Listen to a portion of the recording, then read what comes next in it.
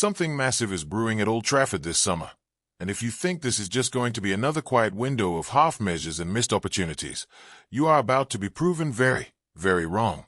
Let's start where the noise is loudest.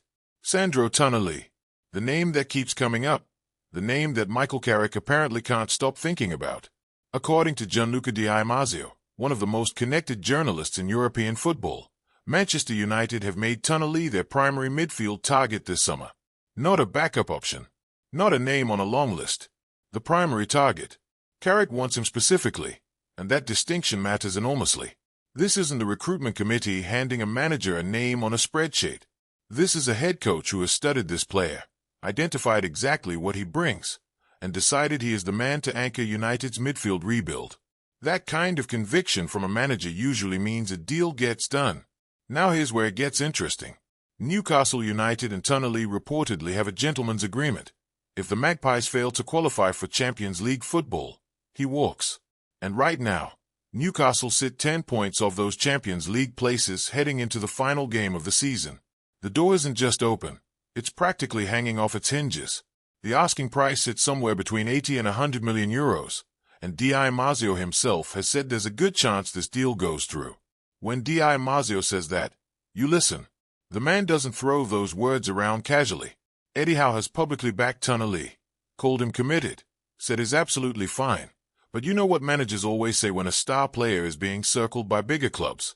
They talk about commitment right up until the moment the player is on a plane. Howe said everything you'd expect him to say. What he couldn't say is that there's no interest, because the interest is real, documented, and growing by the day. Now let's talk about the man who has been lighting up Spain while his future at United hangs in the balance. Marcus Rashford. 14 goals. 14 assists. 48 appearances for Barcelona this season. Whatever you thought about Rashford's final chapter at Old Trafford, you cannot look at those numbers and pretend he hasn't rediscovered himself. He looks free. He looks dangerous. He looks like the player we all believed he could be. Barcelona have a £26 million option to buy him permanently. 26 million. For a player putting up those numbers in La Liga. That is a bargain that almost feels criminal, and yet, Barca are hesitating. They are exploring other options on the left wing before pulling the trigger. And now comes Frenkie de Jong, stepping forward publicly and telling the club's board exactly what he thinks.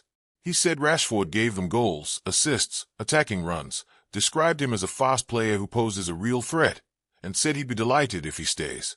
When your teammates are going to the media to fight for your future at the club, that tells you something about the impression Rashford has made in that dressing room. But here's the uncomfortable truth hanging over all of this. If Barcelona don't activate that option, Rashford comes back to a United squad that has already moved on from him emotionally and structurally. Aston Villa and Spurs are circling. Bayern Munich have reportedly shown interest.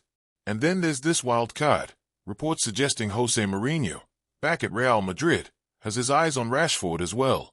The story is far from over, but United need to make a decision soon. Do they want him back? Do they cash in elsewhere? Because the longer this drags out, the messier it gets for everyone involved.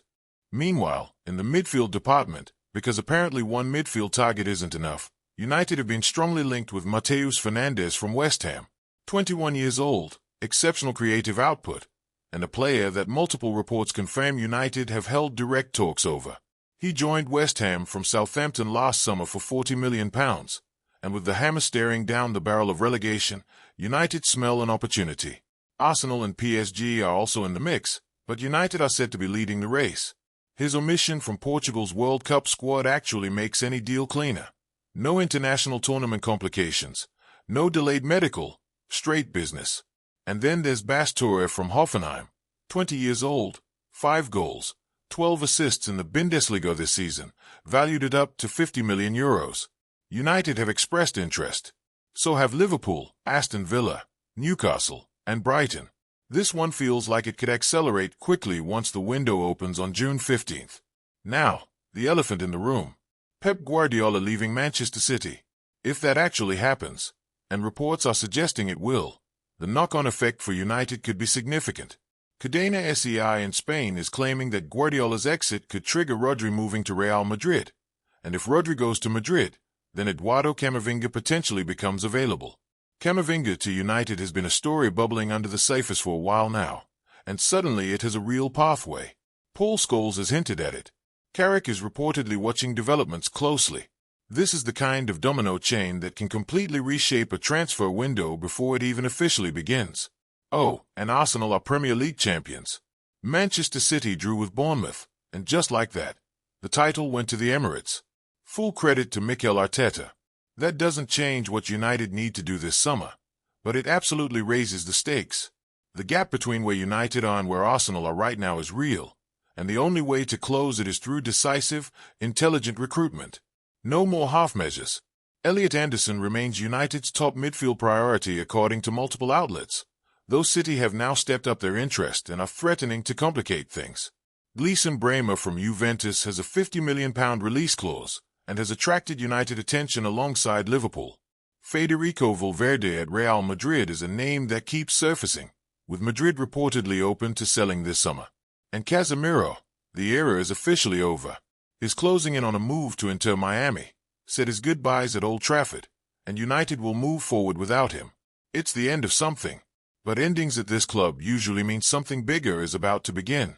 This is the summer where Michael Carrick puts his real stamp on this squad. Tonali in midfield, a creative spark from Fernandes or Torre, clarity on Rashford, potential Champions League football. The pieces are moving. The window is almost open. If you want to stay locked in on every move, every confirmation, every twist, you already know what to do. Hit subscribe right here on Old Trafford News, so you never miss a single update. Like the video. Drop your thoughts below. Who do you want United to sign first this summer? Because this transfer window is about to get loud, and we will be here for every second of it.